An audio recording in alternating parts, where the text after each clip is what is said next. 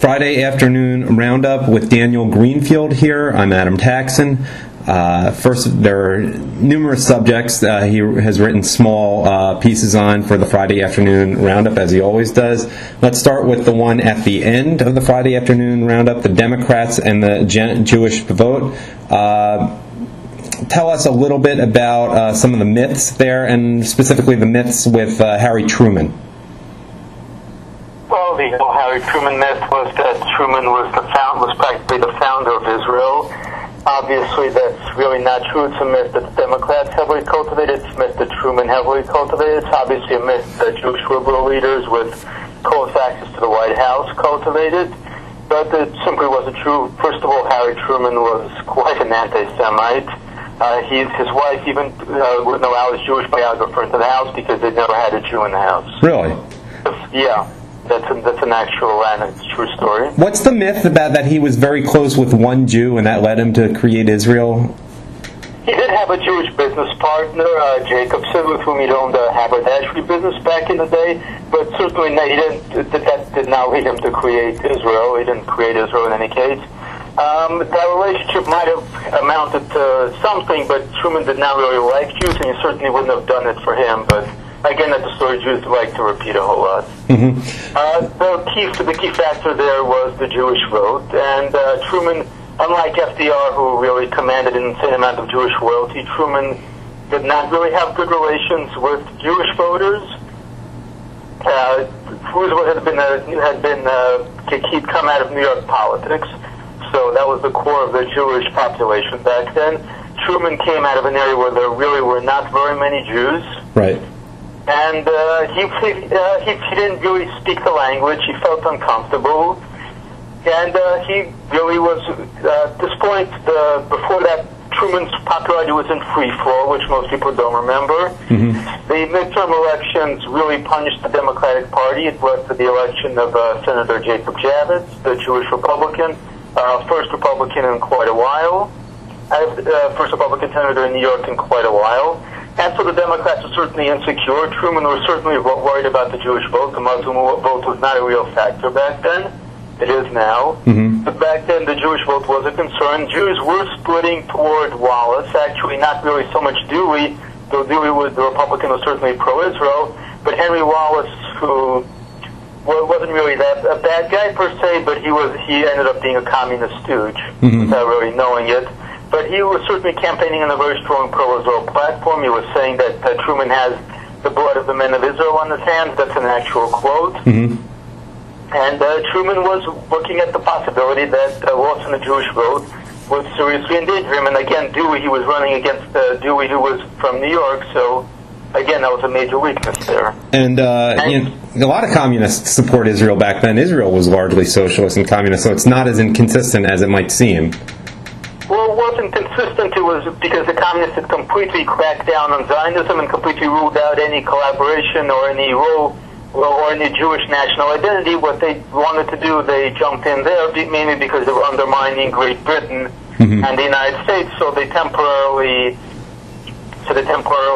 not, I wouldn't really say backed Israel, but they temporarily switched to a very expedient pro-Israel platform, mainly because, again, they were out to undermine. But they were the kind of socialists that were there were, remember, first of all, that the communists viewed socialists as their primary enemy because they viewed anybody on the left who was sort of more moderate than them as traitors and enemies. They hated them more than they hated the right. So, from their point of view, the people in Israel, including the socialists, were major enemies because they were undermining the unity in the left-wing camp around the Soviet Union.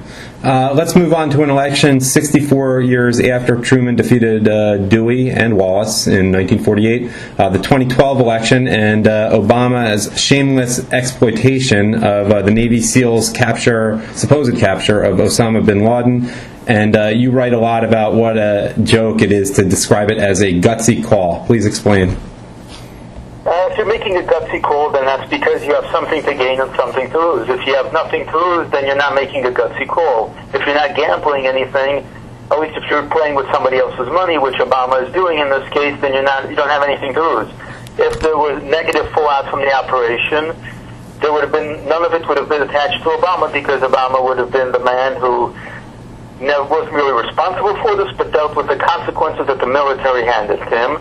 But now that it succeeded, he's eager to take credit for it. But he doesn't get assigned any of the responsibility for his disasters. There's a disaster in Libya, the Arab Spring is a disaster, Afghanistan is a disaster, Iraq is a disaster, but the media doesn't attach any of the blame for it.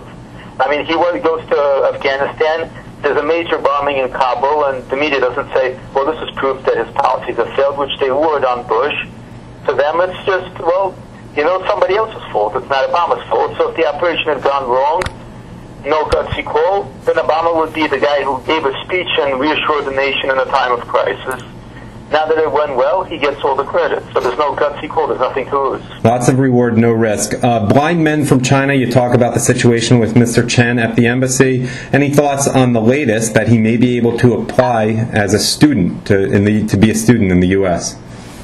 It's not what he wanted. I mean, if he'd wanted just to individually make it to the United States, he would have stayed in the embassy. His goal was to get his family out so that they're free from blackmail. Having him go there as a student is a completely meaningless gesture. It allows China to save face, but it doesn't address any of the problem. They have his family, and they can hold them hostage and make sure that he behaves himself out abroad. Under your subtitle, A Demon Virgin Named Jihad, you talk a little bit about the liberal, inevitably Jewish surnamed lawyer working hard for a Muslim terrorist. The latest was Adis Medun Janin. Tell us a little bit about that.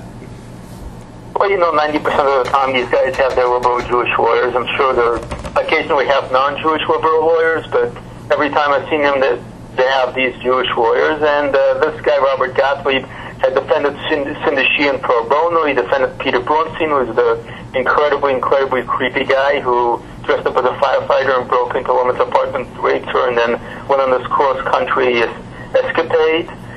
And now this guy is out there and saying that the would-be subway bomber was just believed in this romantic version of jihad. He wasn't trying to join Al-Qaeda, no, he was trying to join the Taliban. He was really trying to stand up and fight for Muslims.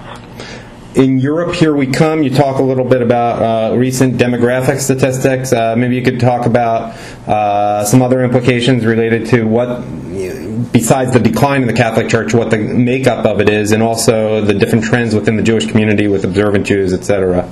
That goes a little bit beyond what you write in your Friday Afternoon Roundup. Well, the statistics seem to say that every single religious group in America is on the decline, including Jews and Christians, except Mormons and Muslims. So obviously that is a major problem. Muslims outnumber Jews in the South and the Midwest now, parts of the South anyway. And their demographics skew very young, which, if you look at Europe, it means that the country is on the track for one day a Muslim majority. We're much further away from that than, say, Europe or Russia. It would be foolish to believe that we're not on track for it at this rate. And speaking of Muslims, you have a very short section called Muslim Voters Found to be Most Forgetful. What's the key takeaway there?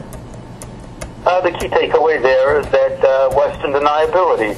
You've got Muslims committing major voter fraud, and the representative for Tower Hamlets, which is a radical Muslim area in the UK, can only say, well, for some reason, Muslim voters are forgetful. It's not voter fraud. For some reason, their religion makes them forgetful of which name they signed. Finally, yeah, and ironic given that they're the youngest demographic in the surveys we just talked about. Inbreeding senility. Finally, just in time for Cinco de Mayo, which I'm sure 95% of people out there drinking for it don't even know what it's about. What it is, you write under the headline, subheadline, Immigration Something Reform. You really take to task Ann Coulter for her inconsistency. Perhaps you could just explain a little bit about that. Coulter has been selling Romney as the guy who is solid in immigration. I really find that quite suspect. But skipping over that, her usual mix of populism and punchlines combined with policies that are really to the left of the kind of rhetoric that she's using. In this case, she talks about Romney's suggestion supposedly to staple a green card to everybody who comes here with an advanced degree. That would have resulted in green cards for most of the 911 hijacker pilots. because you're not going to keep out Muslim terrorists, which is what she begins talking about, by keeping out people with degrees. This individual guy that she picks out was an importer, he was an illiterate coffee vendor, and most of them have degrees, and they have degrees in hard sciences, engineering, math, architecture. Right. All right. Well, once again, 2 reminders. One, if you're Jewish, we don't want you listening to this between sundown tonight and nightfall tomorrow, being Saturday. And the other reminder is this is a supplement, not a substitute for the Friday Afternoon Roundup, which is available online on Sultan Knish at sultanknish.blogspot.com, and there's also an audio version there in case you're driving or something. And Daniel Greenfield, thanks again as always, and Shabbat Shalom. Shabbat Shalom.